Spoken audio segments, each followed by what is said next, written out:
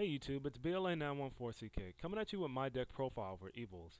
I feel with the reprints of Lagi and Doka coming in the 10s in a few weeks, and the fact that most of the core cards are coming in are getting reprinted inside of the packs inside of the 10s, this archetype becomes a lot more viable for players who are on a budget. And at the end of this video and deck profile, I will show you an online cart of how much this deck currently costs, and it's kind of my hope that the cost of this deck will go down just a little bit more because I may want to pick this deck up again. And without further ado, I'll get with the deck profile. Starting with Evolites, you got triple Westlow for the sheer fact that he's got 1900 defense and he special summons any evil soar out of the deck, giving them their effect. So yeah, he's just a great searcher and he's a great first turn set.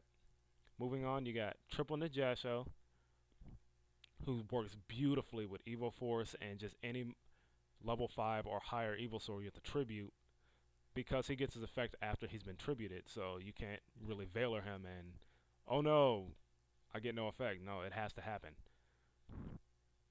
So basically, when he's tributed, you special summon any evil soar monster from the deck, and he's got 2000 defense, which is weird for a level 2, but it's still good at the same time. Afterwards, you got one Lago Sucho, and basically when he's normal summoned, you can send an evil soar monster from your deck to the graveyard. He sets up with Volcano very nicely. Or when he's flip face up, you can special summon one evil light monster from your deck, which is more than likely in this build going to be Najasho, and I forgot to put Book of Moon in this build, but normally Westlow as well, so you can flip Westlow back face down with Book of Moon.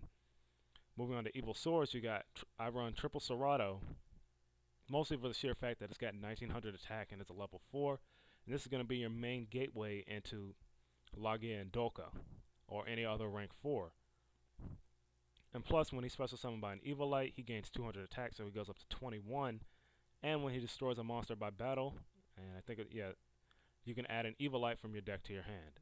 So he's just searcher and beater in one, and I love him.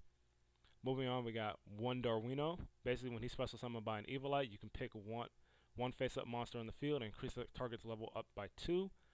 Most of the time, it's probably going to be Westlow into Darwino, so you can go to rank 5s, which is a very good play depending on if you want to go into Tyrus or Zenmaio or Dreas, depending on your build. After that, we got two Diplo. Diplo is great because I like running it's basically like running 4 MSTs. When he's special summoned by an Evil Light, you can target a spell or trap card your opponent controls and destroy that target. So yeah, this is basically like running an MST with legs. So, and he's awesome. Next, which is the Evil Sword that most people don't run, are Ilias and Terias. And a lot of people have conflicts with them because most people say they're not very good. What's the point of these things? And I feel like, yeah, they're great monsters, because if you Evil Force Najasho to special summon Ilias, and you can pull out another Evil Sword out of your hand. So basically you can go Najasho, Ilias, Serato, and the fact that Najasho was tributed, you can go Najasho, Evil Force, Elias, Serato. No, Elias effect pulls Serato out of your hand, and you special summon 2 Elias from the deck, so you can go into Solda or any other rank 6 you feel like. And Terias is just there for the Najasho tribute effect and the fact that he's got 2400 attack. And for staple monsters, I believe I just go Gores and 2 effect Veiler, which really need no explanation. Moving on to spells, you got 3 Evil Diversity, which was when I first was playing this deck. This is the card I needed, which I gave up the deck too soon before this came out. But basically, this is your Rota for the deck. You can pull any Evil Light or Evil Sword out of the deck and put it in your hand. The only restriction on it being that you can activate 1 Evil Diversity per turn. This is the card that I needed when I played this deck, and I didn't have. But it's good because you can search out anything with Evil Light or Evil Sword in its name, and there's no restriction on it, giving you, it's a great top deck. Saying if you and your opponent are both top decking, and you top deck into this, and you still have a Serato in the deck, you can Evil Diversity, Serato, I win. So yeah. Moving on, you got 2 Evil Force. It's just a good combo for useless and dead Evil Lights, such as Najasho or Westlow after he's been flipped. And staples, everybody knows, Heavy, Dark Hole, Reborn, MST. And duality, some people are kind of against duality in this deck for the fact that it bars a special summon and you're going to be doing that way too much. But I feel like it adds just a tiny bit of consistency when you don't get when you don't get what you want, and if you need to, you can just set it as a bluff. And going on the traps, you got two bottomless, the Solemn Trio, two Starlight Roads for when you have that field, you don't want to get it, you don't want to lose it, and a Torrential. Now, my own personal tech in this deck is this card, Changing Destiny. I pulled this out of Battle Pack, and I started reading it. I was like, you know what, this could actually work. And basically, activate when your opponent's monster declares an attack, negate that attack, and change it to defense position. I'm sorry about that. And it cannot change its battle position while it's face up on the field. Then your opponent selects and applies one of these effects. Gain life points equal to half that monster's attack whose attack was negated, or inflict damage to your opponent equal to half the attack of the monster whose attack was negated. So they gotta either choose you gain or they burn. And it's good. This is actually a very good draw for top decking. When you top deck this, and as long as it doesn't get MST'd or heavied, it can actually turn the duel around because that monster they were looking to get that final push in with is stuck in that position.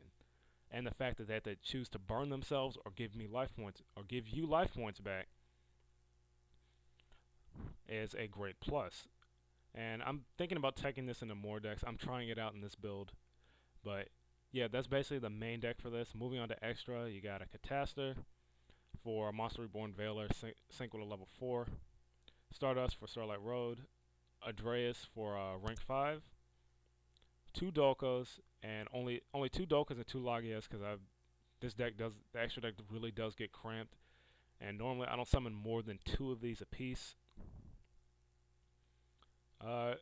And 1 Evols Solda. A lot of people don't like Solda, but I actually love Solda for the sheer fact that there's a lot of things people can't do to him, and the fact that his special effect is a trigger effect.